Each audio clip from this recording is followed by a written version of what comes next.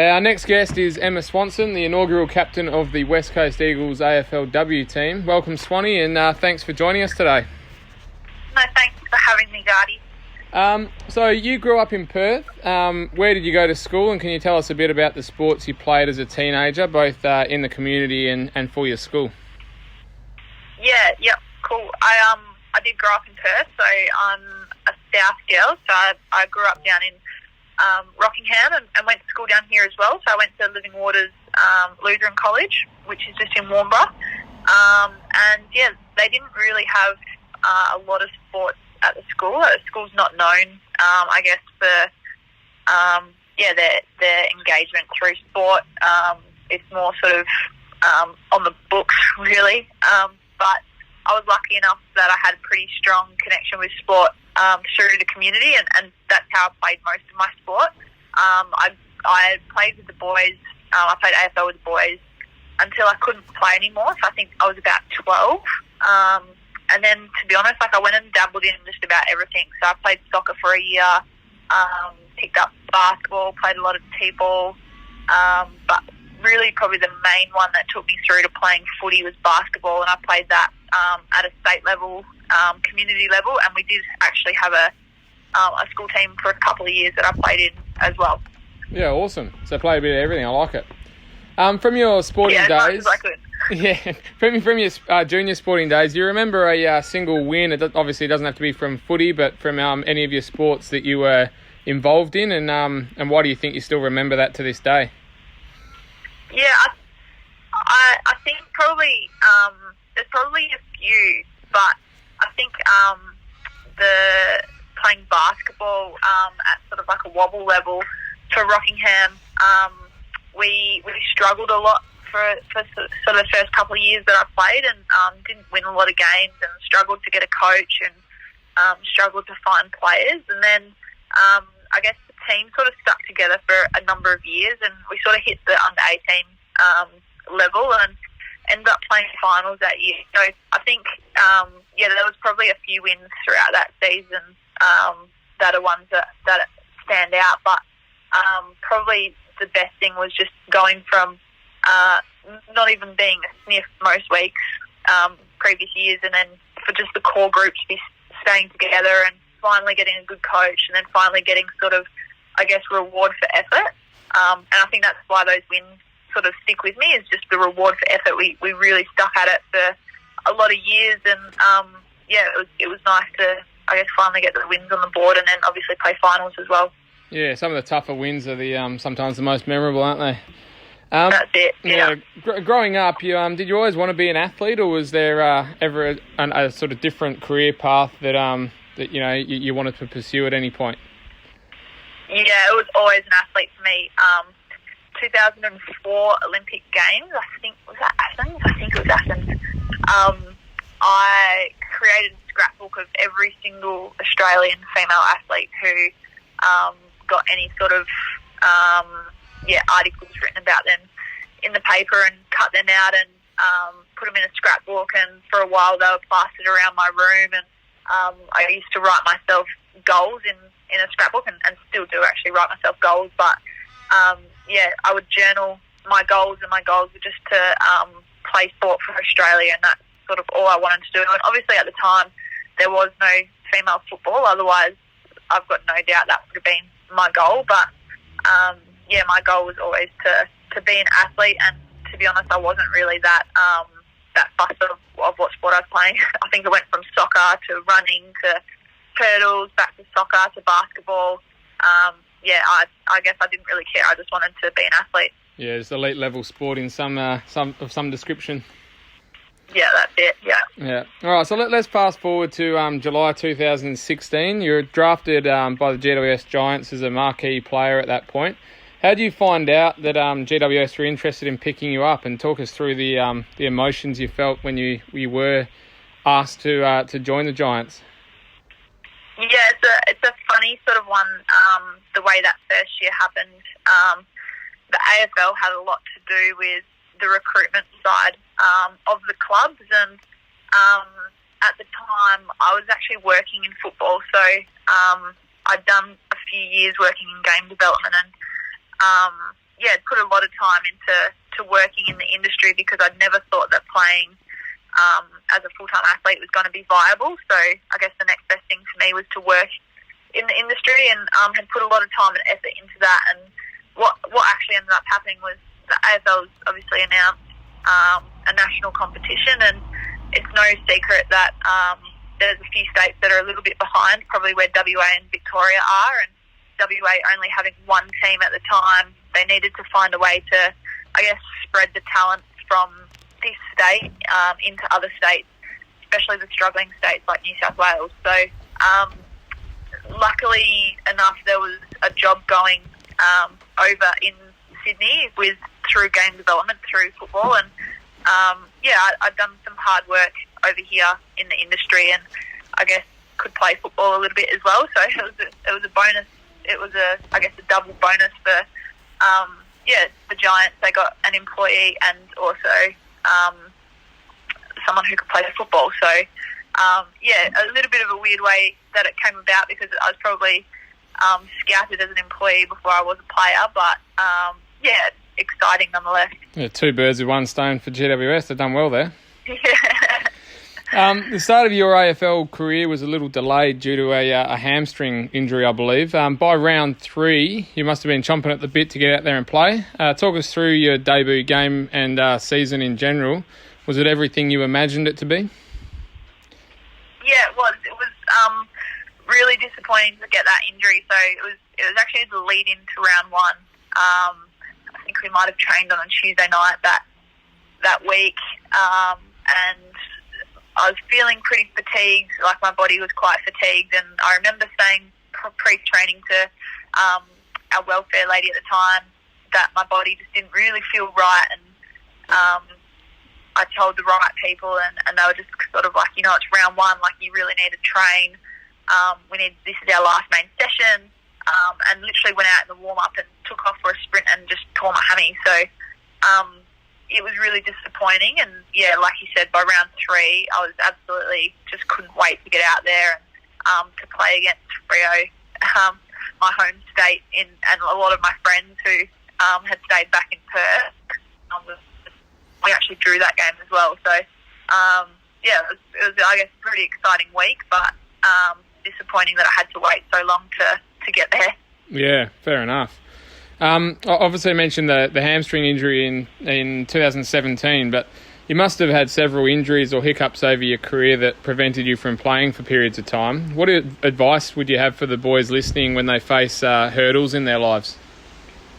Yeah, I think it's funny, like in terms of sporting injuries, I'd never missed a training session in any sport that I'd played, or never missed a game in any sport that I'd played right up until I got drafted into the AFL, and since then I've suffered a few injuries. So it's funny how sort of your luck turns, but I wouldn't change it for the world. I think if anything, it's made me a better person.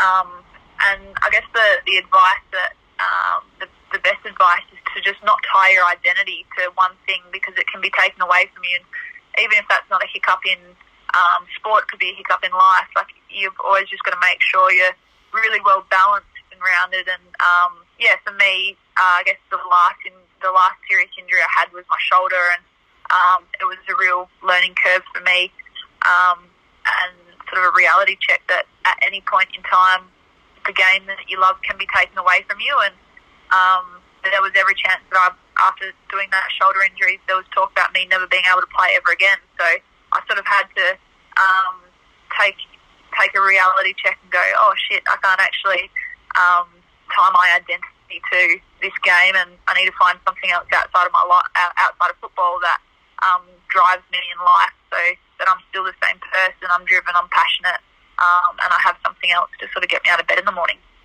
Yeah, I reckon that's a great way of looking at it. You can't throw all your eggs in one basket. You obviously became the inaugural captain of the West Coast Eagles side this year. 2 questions here. What made you leave GWS to join the Eagles in the first place? And then what was it like to actually captain them in their very first AFLW season? Yeah, probably, to answer the first question, it's probably very, plays on of what I just said before about not tying up your identity to something. After suffering an injury injury last year and not playing the season out, I was away from home. I found that living in Sydney, I'd moved my life there to play football, and it became very consuming because you've obviously left your home state to go and do something, and naturally that has to take your number one focus. And off the back of that injury, and as I said before, trying not to tie my identity to sport or to being an AFL player, I guess I just wanted a better balance in my life, and it all came about at the right time. Eagles obviously got an AFLW licence, which was exciting for the club, and it gave me an opportunity to come home and be around family and watch my cousins grow up and spend time with my nana, who's getting older every year. And just I guess when I do get to experience playing AFL, I get to do it and get to share it with people I love rather than it just consuming me as a person. So that's, I guess, what drove me to come home. Captaining the club for the first year was it was daunting, to be honest. Like, I didn't really know what I was doing for most of the year, but so well supported by, like, we've got such an amazing playing group. So I never once felt like it was all on my shoulders.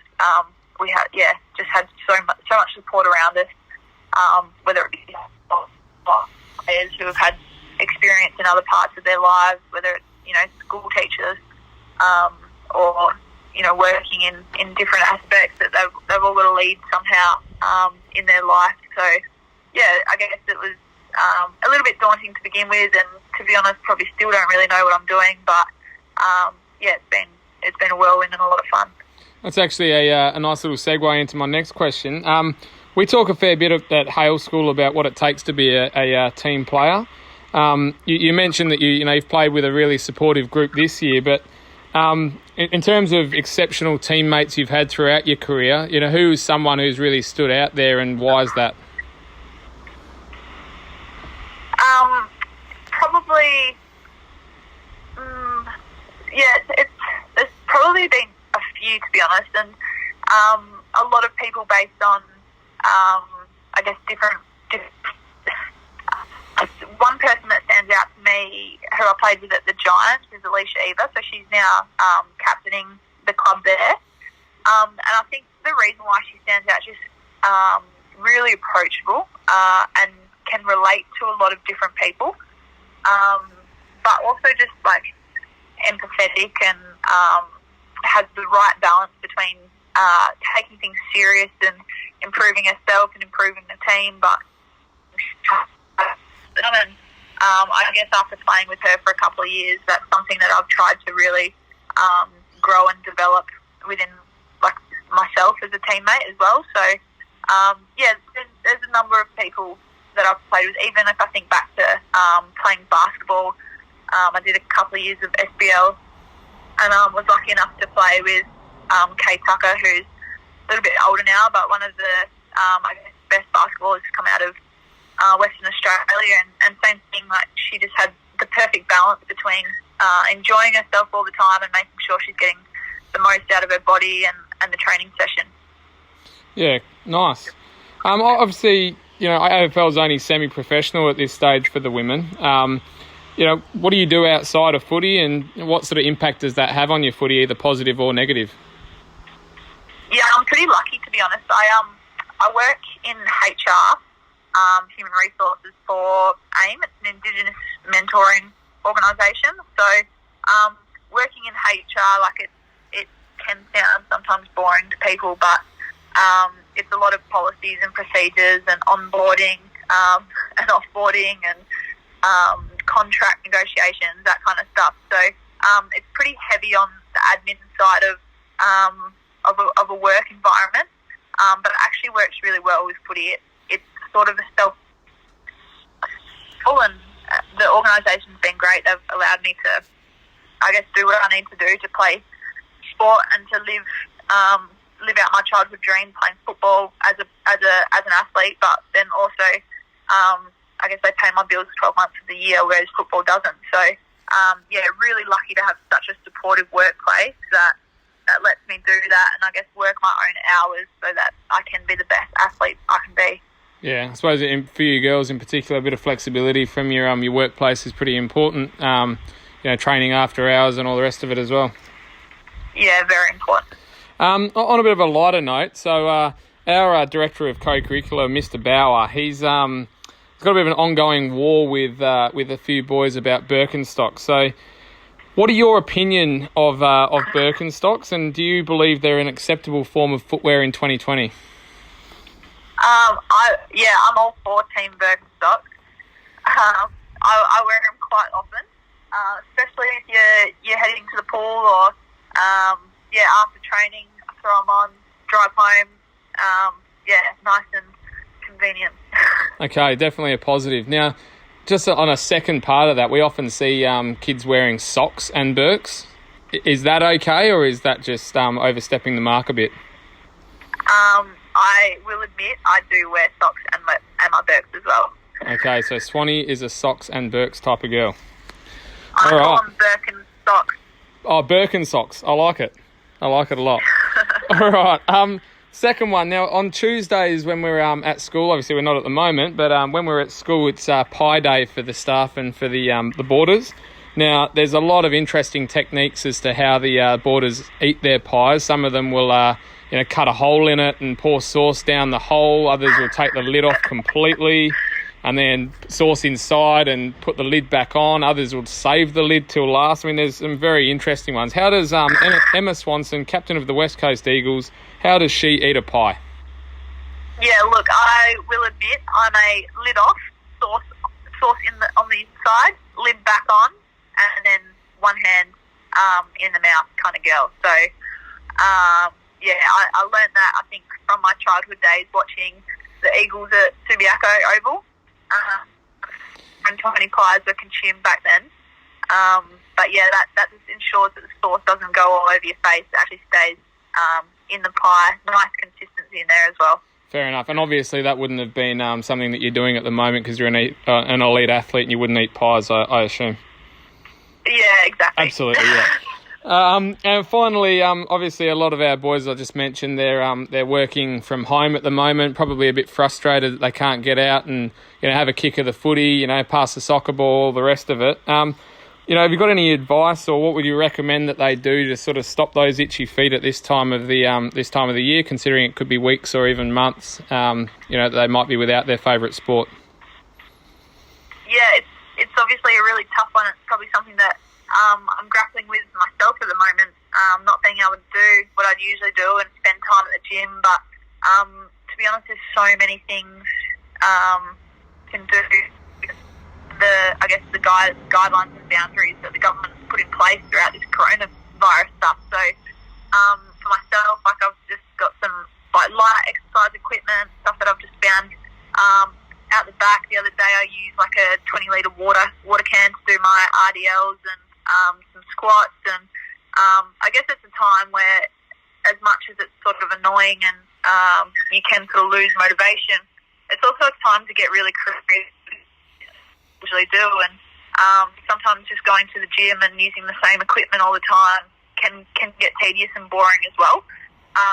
So it's a really good time to be able to use things that you don't usually use, and be creative and innovative with things that you've got around the house that you can use to do a little bit of exercise. And I guess I keep reminding myself that when all of this and hopefully all of this coronavirus stuff does lift and the boundaries lift and we go back to training, it'll be probably a month or 2 months into training that I'll reflect back and go, I'd love to do something different.